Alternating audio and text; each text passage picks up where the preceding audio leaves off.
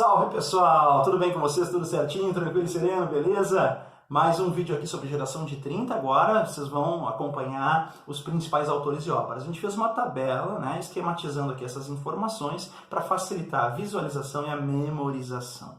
Eu não gosto de trabalhar com a perspectiva da memorização, mas a gente não faz só o que gosta, né? A gente precisa ser realista de acordo com as provas e saber que algumas provas vão sim exigir a decorebinha de autor e obra, né? Exemplo disso é a prova da CAF, em que é costumeiro esse tipo de abordagem, né? Então, a gente vai lembrar quem é o autor, qual é o assunto daquele livro, tá certo? E, enfim, a gente vai fazer isso em relação aos principais autores aqui da geração, ok? Então, dá uma olhada aí, nós vamos começar falando de José Américo de Almeida, tá? Ele é o autor de A Bagaceira, que é considerado o primeiro romance de 30. Fica atento para isso, então. O livro foi publicado no ano de 1928, mas é apontado, então, como o primeiro romance de 30, tá? Dá para perceber, então, que o conceito de romance de 30 é um arredondamento, tá legal? Na verdade, então, a primeira obra característica desse romance mais neorrealista é um livro chamado A Bagaceira, publicado em 1928 por José Américo de Almeida.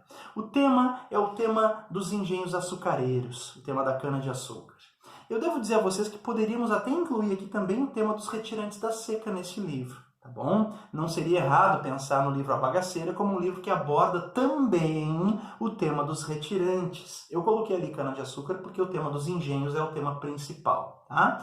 Mas a gente vai perceber que a personagem principal desse livro A Bagaceira chama-se Soledade, tá? Ela é uma retirante que vai, junto com a família, deixar a região, né, do sertão e vai chegar ali no Brejo, na região dos engenhos, em busca de sobrevivência.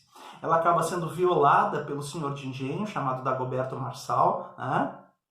E isso, né, leva ela, então, a ter a sua vida consumida, destruída, precocemente envelhecida, né? Então é isso, o senhor de engenho gera nela um filho, destrói a vida dela, e eis a razão também do título A Bagaceira, né? Porque aqui o bagaço da cana-de-açúcar é metáfora daquilo que resta, daquilo que sobra, daquilo que é usado e descartado, né? A gente vê a vida de Soledade destruída, assim como são consumidas as vidas, né, dos humildes, que vão ser brutalmente explorados nos engenhos açucareiros por figuras como o senhor de engenho, praticamente senhor feudal, entre aspas, aqui, né? Então essa é a grande crítica que aparece no romance do José Américo de Almeida, tá certo? Então a gente percebe que tem o tema dos retirantes da seca, como a Soledade, né? E o tema da vida nos engenhos açucareiros, tá ok? Então, José Américo de Almeida, A Bagaceira, o tema, né, da cana-de-açúcar, dos engenhos açucareiros, se sobrepõe aqui ao tema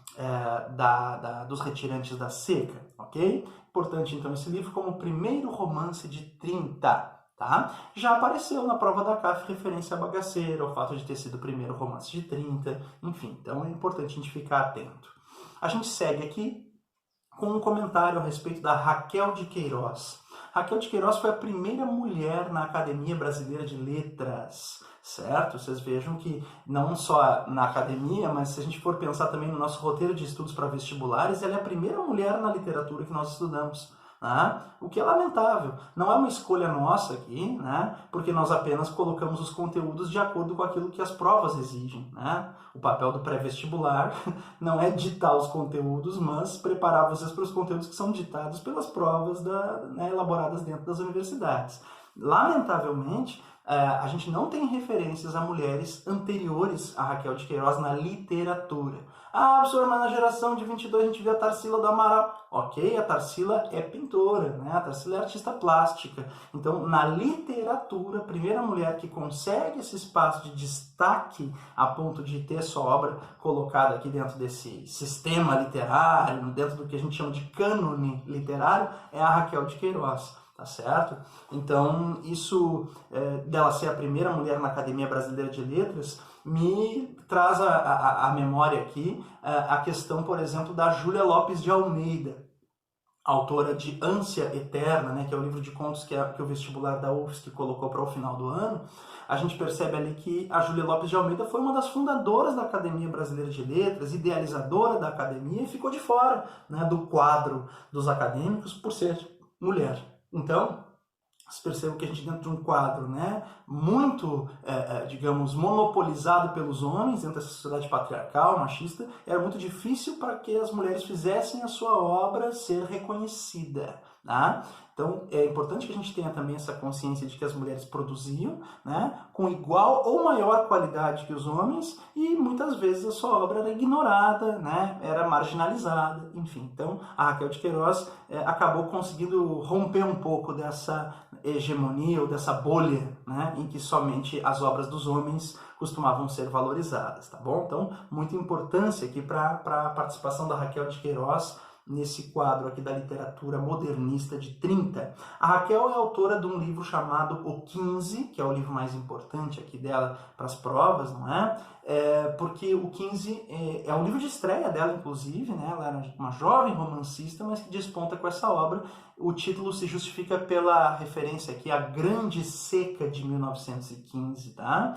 Com efeitos muito perversos sobre o Ceará, especialmente a terra natal da autora. Então aqui o livro O 15 é um romance sobre os retirantes da seca. É assim que as provas vão cobrar. Mas a gente pode entender nesse livro coisas que vão além, né? Temas que vão além da questão pura e simples da seca ou dos retirantes. Observar que dentro desse livro, a personagem protagonista é uma professora chamada Conceição, que vive em Fortaleza, ou seja, na capital cearense, no litoral, mas que durante as férias escolares ela volta para Quixadá, né, sua terra natal, passa férias lá na casa da avó e acaba então entrando em contato novamente com as origens, com a família e também com os valores. O choque de valores que se estabelece, especialmente entre ela e o primo Vicente, com quem ela tinha uma história, né, de amor mal resolvida, uma paixão mal resolvida. Né? Acaba que ela se frustra muito, né, com o machismo do Vicente, né, percebe uma diferença muito radical entre a visão de mundo dela e a visão de mundo dele, desidealiza, né, esse amor e acaba, né, se assumindo uma, abre aspas, solteirona convicta, que é o termo usado pela própria personagem para se autodefinir. Ela se coloca assim, né? E diante também dos impactos da seca, gente perdendo tudo que tinha, o desespero de pessoas abandonando a sua terra, fugindo da seca, ela se solidariza, né? A Conceição se solidariza com a família, leva a avó consigo para Fortaleza e mais tarde recebe também em Fortaleza a família de retirantes, né, a família do Chico Bento e da Dona Cordolina, certo? Ela acaba, então, adotando o filho mais novo do casal, né? Ela era madrinha da criança e passa a ser mãe adotiva de Juquinha. O casal não tinha como sustentar aquele filho e a Conceição torna-se, então, mãe por adoção no final do livro. Agora percebe, então, que curioso, né? Porque o livro ele trata do drama da seca, dos retirantes, e as provas vão costumar apontar isso, né? O livro sobre a seca. Só que a gente percebe também, eu acho que é legal a gente ter essa percepção, né? Que o livro também é um livro sobre a mulher, sobre a condição feminina. É um livro disruptivo, aliás, em relação ao papel que se costuma atribuir à mulher na sociedade, porque a Conceição é uma professora, ou seja, uma mulher independente, que trabalha e vive sozinha, não é? E isso é bem contrário aos padrões da sociedade patriarcal da época, né? Uma atitude bastante incomum na época, dessa mulher independente, certo? Ela acaba não idealizando o casamento, decidindo ficar sozinha, numa atitude de autossuficiência, né? E depois ela se torna mãe, né, por adoção, uma mãe solteira, constituindo uma família constituída dela própria, né, e do seu filho adotivo. Algo absolutamente contrário, né, ao paradigma patriarcalista, machista e conservador vigente. Então, muito interessante essa obra da Raquel de Queiroz, beleza? Bom, pessoal, nós vamos fazer uma pausa aqui, porque na sequência nós vamos vir com um autor bem importante, não que os anteriores não sejam, mas é que o Graciliano Ramos é o autor mais exigido dessa geração aqui, ao lado de Jorge Amado, nas provas. Então, a gente precisa fazer uma análise mais detida a respeito aí da obra Vidas Secas, de Graciliano Ramos, que será o assunto do nosso próximo vídeo, tá bom? A gente volta daqui a pouco. Valeu!